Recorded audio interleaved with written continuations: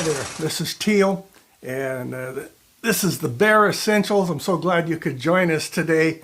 I want to talk about root canal discipleship. Root canal discipleship. We've been looking at the life of Jesus over the past few months together and trying to see what his character is like, because he's a valuable example to us to want to try to imitate, an example to try to follow.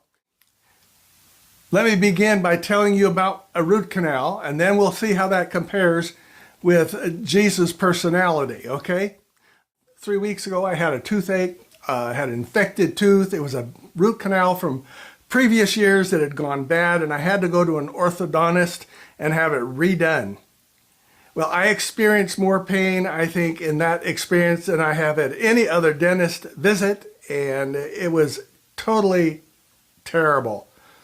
I had 7 injections to deaden a dead tooth and a dead jaw so that she could work on it. That last injection number 7, took me out of the chair. My legs went up and slammed the floor. I screamed and my whole body started to vibrate and shake. I was just trembling. I had no control over it. It was just hurt so bad I was just shaking. After 3.5 hours, I got to go home. And to think that I actually paid thousands of dollars for that wonderful experience. I must be crazy or partly crazy, and no comment from the peanut gallery. On the night that Jesus was betrayed, he was in the Garden of Gethsemane. That was at I think the base of the Mount Olives in the Kidron Valley.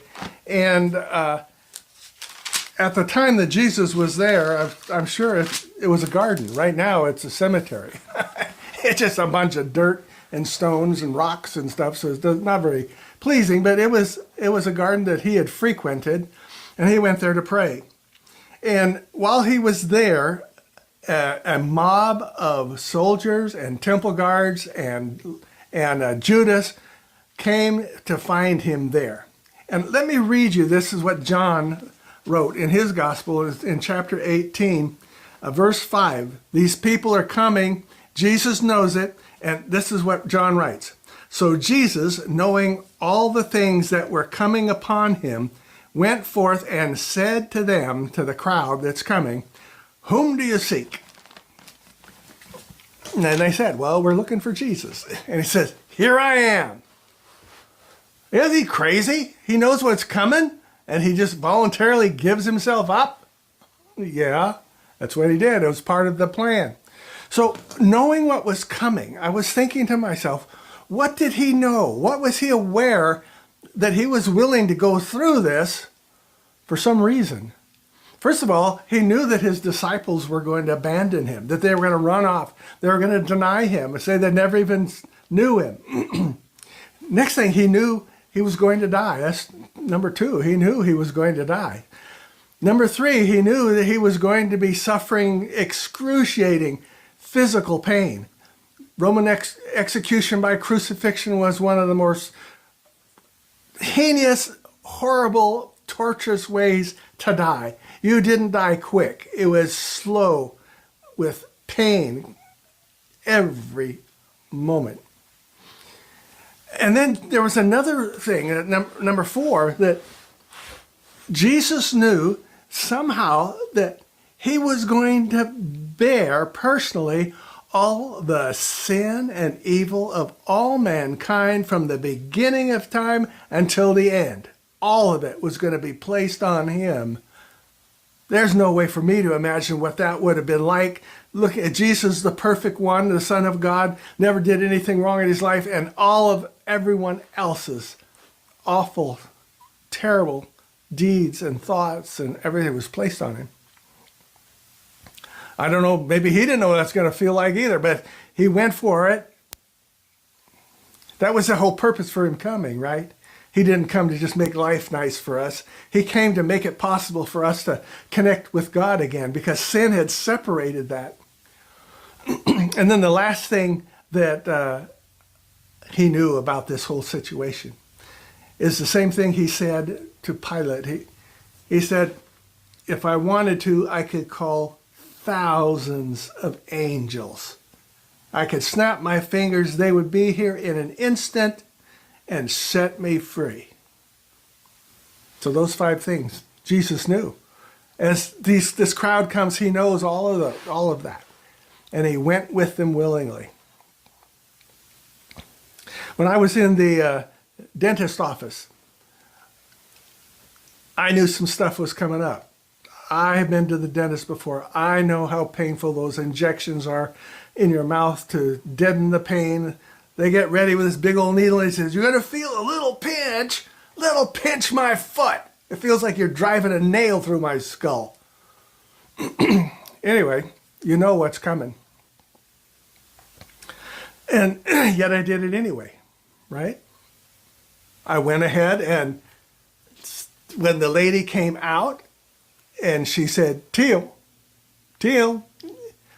I could have just kept my mouth shut, but I didn't. I said, here I am.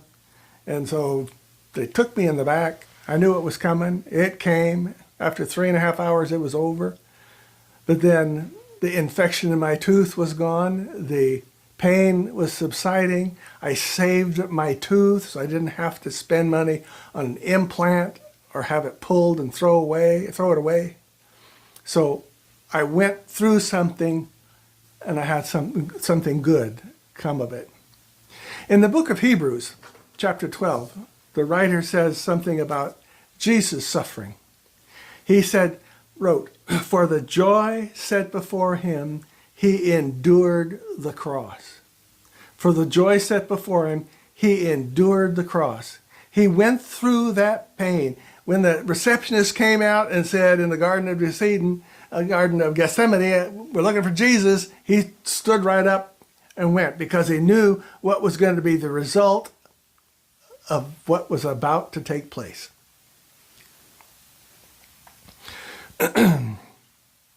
So I think I've got 3 observations. And that's where I come up with the idea of root canal discipleship. Jesus' death on the cross was a particular type of suffering.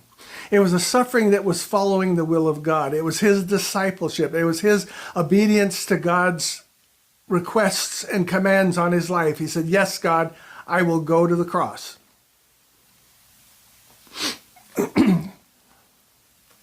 When Jesus did that, it was suffering for somebody else, right? It wasn't just day-to-day suffering. It wasn't the suffering like you have a car wreck or lose your job or run out of money or whatever. This is a specific type of suffering, the suffering that Jesus went through to be God's disciple, to be his obedient son.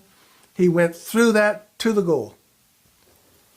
The second observation I have is that for us, for you and me, we are capable of looking at a goal and going through a time of suffering and pain and discouragement, anxiety, in order to get to that goal. Most of the time it has nothing to do with discipleship. It has nothing to do with doing something God asks us to do. It's just trying to survive in the world and getting through the troubles every day and taking care of our family, going to work, all that stuff. I would challenge us to think about following God the same way, being disciples of Jesus in the same manner. Not the struggle and the trouble we have just in day-to-day living, but the struggle and the heartache or suffering or whatever would come if we try to follow Jesus, follow God as a disciple, doing what he calls us to do, being obedient to his commands and his design on our life. That's the type of suffering I'm talking about. We are capable of doing that. So we are capable of doing that for Jesus too. And then the very last thing I think is wonderful. But do you remember who the first king of Israel was? That first king was Saul. And on the day they were supposed to present him as the king, they said, Where's Saul? I can't find Saul.